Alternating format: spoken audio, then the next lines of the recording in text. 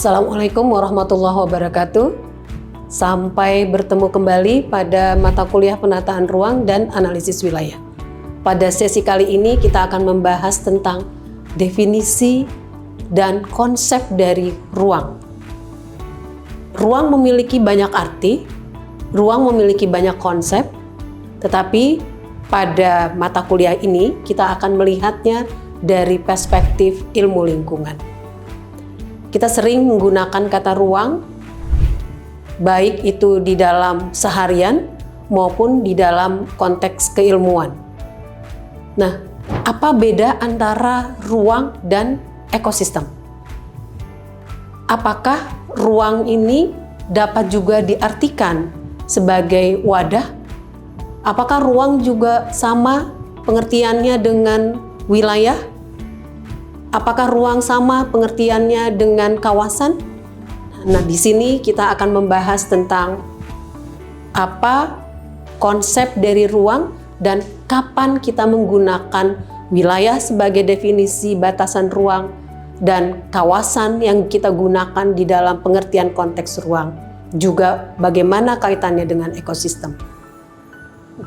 Ketika kita melihat ruang dalam ekosistem, maka ruang itu dipandang sebagai ekosistem dengan material, arus energi, dan sistem informasi yang kompleks seperti ekosistem lainnya.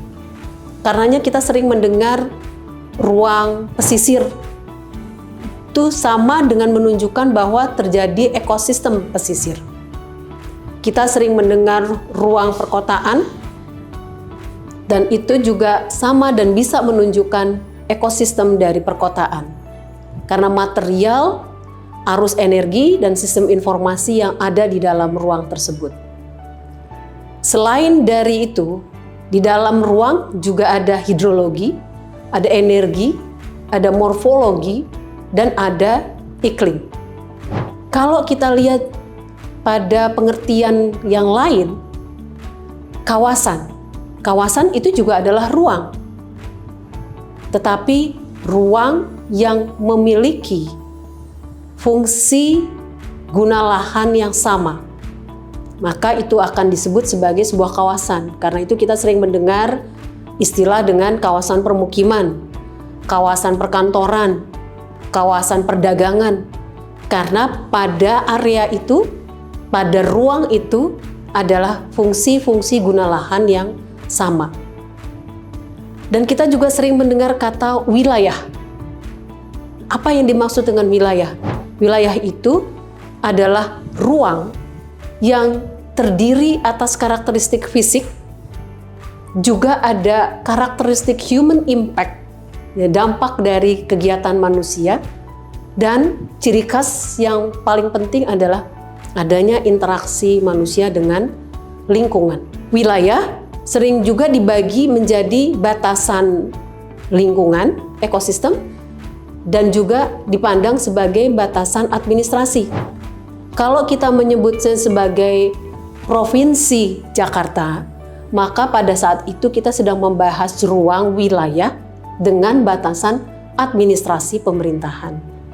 Ketika kita bicara Kabupaten Sukabumi, maka pada saat itu kita sedang berbicara wilayah yang dibatasi oleh administrasi pemerintahan dalam hierarki kabupaten. Tetapi ketika kita bicara DAS, daerah aliran sungai, maka kita sedang berbicara wilayah dengan batasan eco-region, dengan batasan ekosistem yang sama. Apa itu batasan ekosistemnya? Batasan ekosistemnya adalah daerah yang dialiri oleh aliran sungai. Lalu, ruang di dalam lingkungan itu terdiri atas geosfer, kemudian biosfer, dan antroposfer. Kita akan membahas lebih jauh pada sesi berikutnya ketika kita akan mendalami apa itu geosfer, apa itu biosfer, dan apa antroposfer di dalam ruang tersebut. Nah, kalau kita lihat definisi ruang dalam Undang-Undang Nomor 32 tahun 2009 disampaikan bahwa lingkungan hidup adalah kesatuan ruang. Jadi lingkungan hidup adalah kesatuan ruang dengan semua benda, daya, keadaan, dan makhluk hidup, termasuk manusia dan perilakunya yang mempengaruhi alam itu sendiri untuk kelangsungan kehidupan dan kesejahteraan manusia serta makhluk hidup lainnya. Jadi lingkungan hidup itu adalah ruang, atau sebaliknya ruang itu bisa diartikan ke dalam lingkungan hidup yang di dalamnya memiliki unsur-unsur benda, daya, keadaan, dan juga ada makhluk hidup yang berinteraksi, terutama di dalam elemen terpenting di dalam lingkungan hidup, di dalam ruang tersebut adalah adanya manusia. Dalam Undang-Undang Nomor 26 Tahun 2007 tentang penataan ruang, definisi ruang diartikan sebagai wadah yang meliputi ruang darat, ruang laut, dan ruang udara, termasuk ruang di dalam bumi. Sebagai satu kesatuan wilayah, tempat manusia dan makhluk lain hidup, melangsungkan kegiatan, dan memelihara kehidupan kelangsungan hidupnya. Karena itu, yang membutuhkan ruang itu tidak hanya manusia. Yang membutuhkan ruang itu adalah juga makhluk lain. Biota, hewan, tumbuhan, karena semua yang di dalam ekosistem memerlukan ruang untuk menjaga kelangsungan kehidupannya.